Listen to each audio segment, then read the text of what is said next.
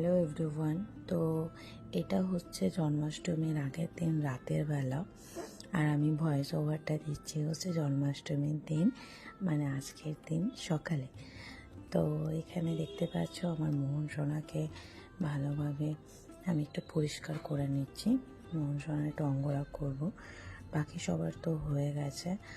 তো আমার মোহন সোনায় বাকি ছিল, আর মানে একটু কাজের চাপটাও প্রচুর, তো সেহেতু মোহনকে নিয়ে রাতে বসেছি।